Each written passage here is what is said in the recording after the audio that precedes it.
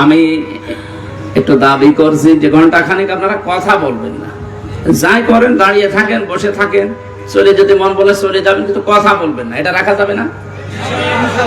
এরপরে যদি কেউ কথা বলেন সে মুনাফিক। কথা দিলেন আপনি, এবারে দেখেন তো কথা কেউ বলে কিনা। হয়ে যায়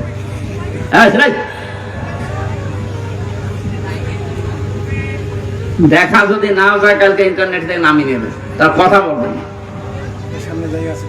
যেখানে যা আছে থাক, হয় দাঁড়িয়ে থাকেন না বসে থাকেন, কথা বলবেন না। এই একটাই অনুরোধ আমার, কথা বলবেন না। খুব জরুরি হলে ইশারায় করবেন। নারায়ণগঞ্জবাসী, আমি আমার ঈমান থেকে কথা বলছি। আমি যেটা বাস্তবে দেখতে পাচ্ছি, কোরআনের চোখ লাগিয়ে এইটা জানাচ্ছি।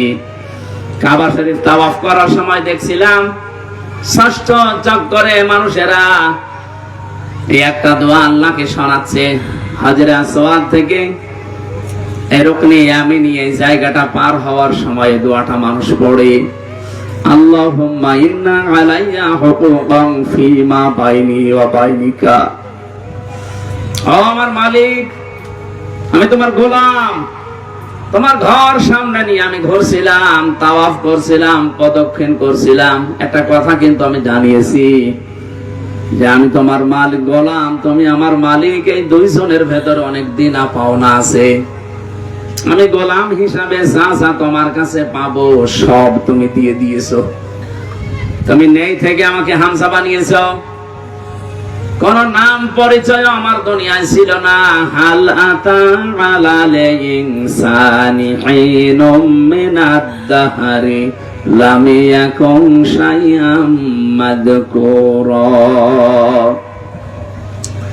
কোন নাম পরিচয় আমাকে উল্লেখ করার মতো কিছু ছিল না দুনিয়ায়, সেখান থেকে তুমি আজ আমাকে হামজা বানিয়েছো।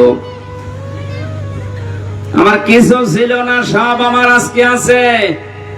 যা পাওয়ার আমি বান্দা হিসাবে, গোলাম হিসাবে সবই তো পেলাম, কিন্তু তুমি আমার মালিক, তুমি তো কিছু দাবি করো আমার কাছে। আমি দাবি অনুযায়ী তোমাকে কিছুই দিতে পারিনি, তবে একটা সম্পদ আমার কাছে আছে, সে সম্পদের নাম তুমি আমার মাফ করে দাও।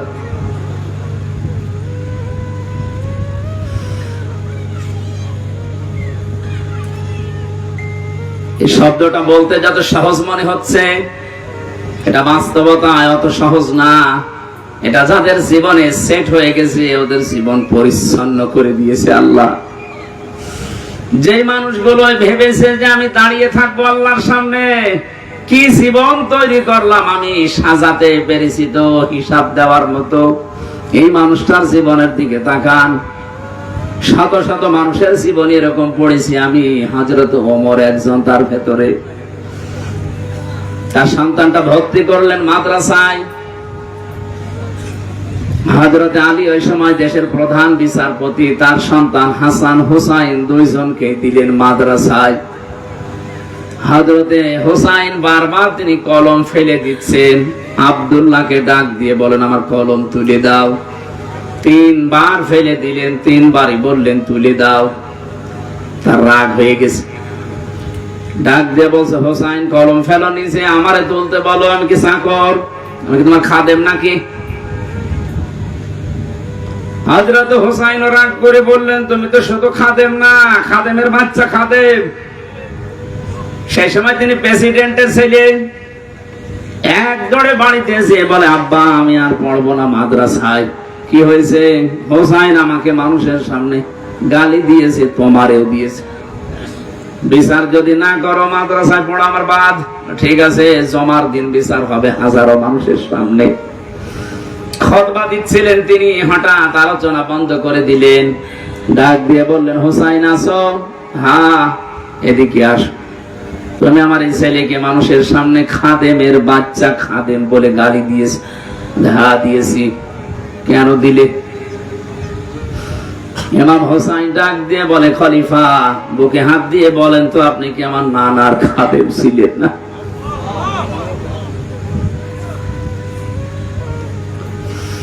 হযরত ওমরের কথা বন্ধ হয়ে গেছে, চোখ দিয়ে দর দর করে পানি ঝরছে।